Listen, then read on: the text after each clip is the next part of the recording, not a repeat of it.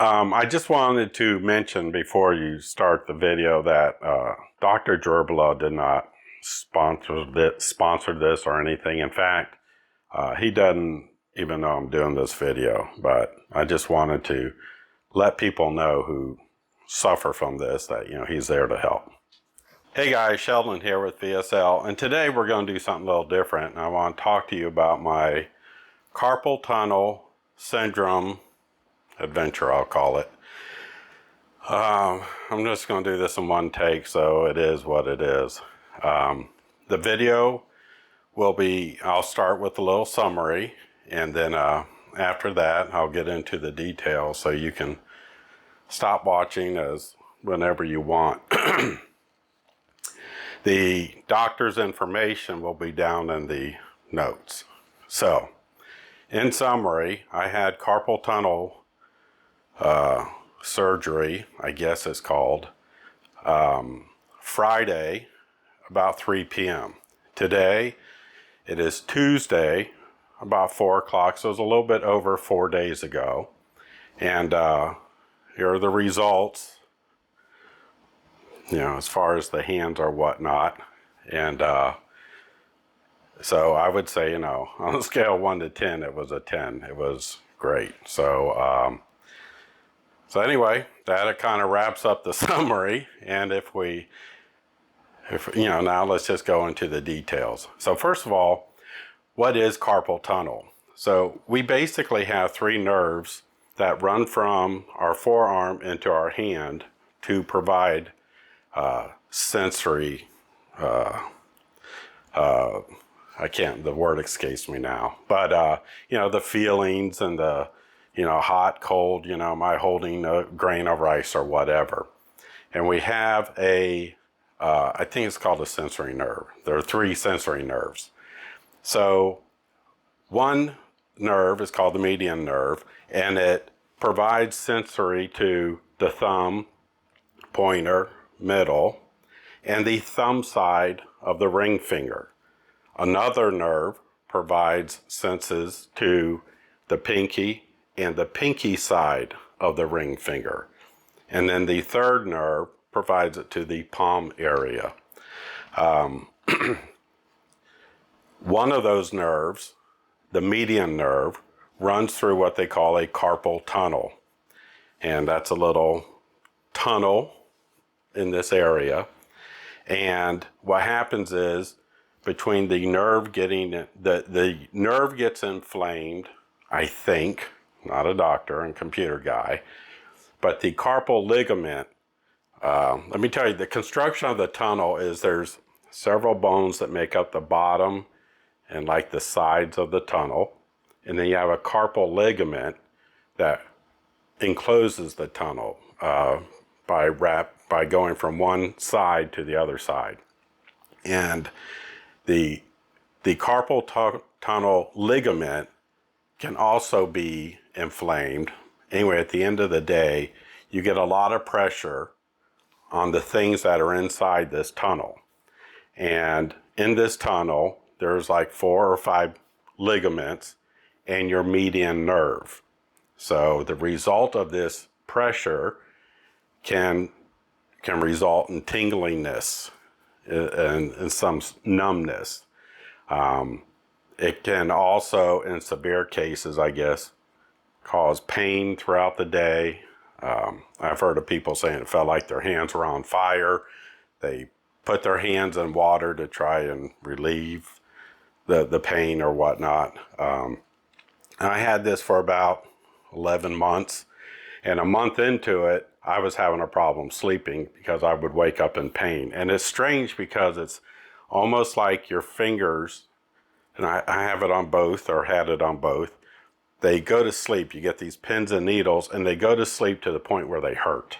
So about a month into my carpal tunnel, I started wearing what looked like bowling braces. And the purpose was to keep your wrist stiff. And I guess that was supposed to help. It did help. Wearing those braces, carpal tunnel braces, stop the pain at night. But otherwise, I've got this tingliness 24 hours a day. And, it gets difficult to button buttons after a while because you start to just lose feeling. So after about, I don't know, maybe 10 months or 9 months, I started looking for solutions. And I went and saw a doctor who diagnosed me as having carpal tunnel. And the first thing we tried was some medicine. It's he called it a super anti-inflammatory. I was to take it twice a day and then do some exercises during the day. I stopped that after about 6 or 7 weeks because the only effect that I felt was dizziness 2 or 3 times during the day. It only lasts like a minute or so, but it was just, I just didn't like it. So I stopped doing that. The second option he had was to get a shot in the wrist. And I believe what that does is it shoots cortisone into the carpal tunnel ligament or the nerve. I don't know which. But at the end of the day, it's to reduce the swelling. That would be a temporary, at most, from what I read, a 10-week fix. So I don't know if it was do this and then, get the shot, then do exercises or what, but I immediately didn't want to do that.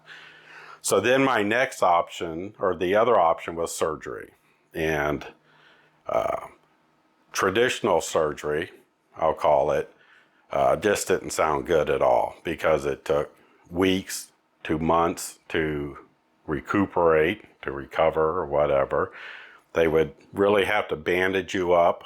I heard in some cases they even put a temporary cast on your hand. And that just wasn't an option. So anyway, I found Dr. Jurbala. He's in Lakeland. And had this neat little procedure. So the traditional procedure is to make an incision about 1.5 inches, running vertically over the carpal tunnel area.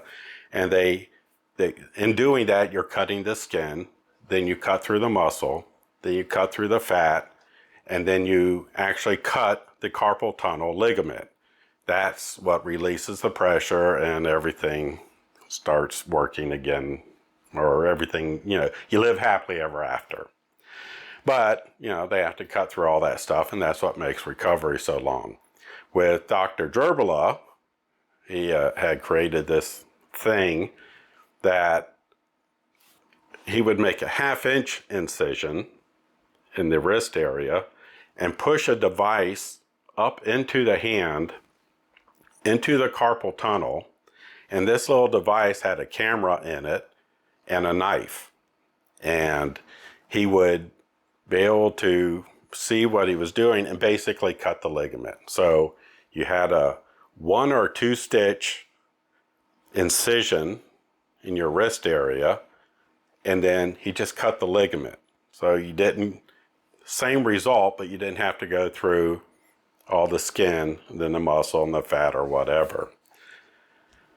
Well, turns out that the procedure was refined even more to where instead of coming in this way, he came in through the top. Now this is done through local anesthesia, so they just numb out your hands.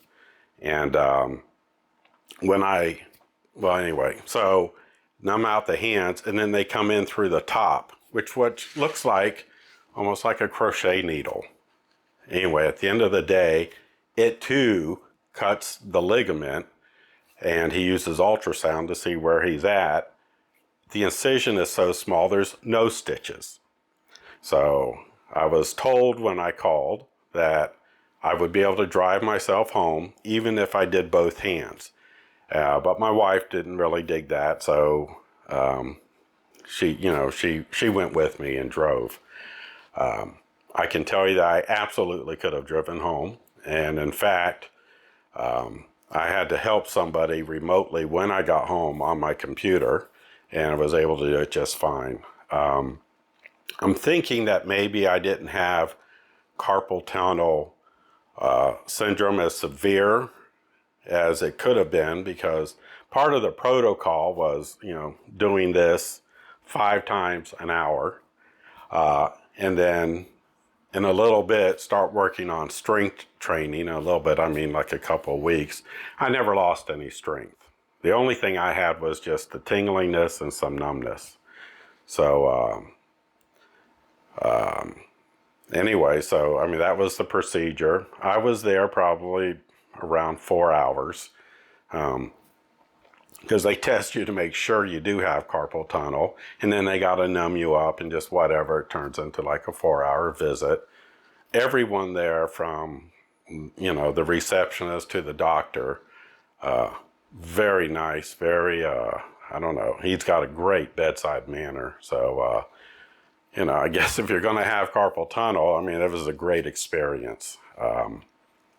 So as you can see, so I've got some bandages here.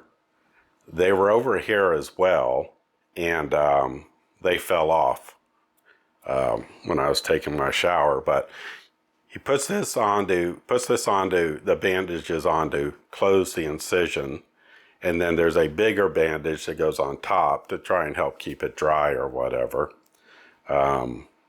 I had this done Friday at 3 p.m., so I just opted not to shower until Sunday at 3 p.m., which was 48 hours. And they say then you can get it wet, just don't submerge it, the wounds or whatever. But I'm going to see if you can, I don't know if you can see that or not. I'll provide stills if you can't. But anyway, so like I mentioned, on a scale of 1 to 10, I would say this was definitely a 10. And if you're suffering from carpal tunnel syndrome, absolutely look this guy up. And people supposedly fly in from all over the place because it severely reduces the recovery time. All right, so if you have any questions, leave them in the comments below. Thanks.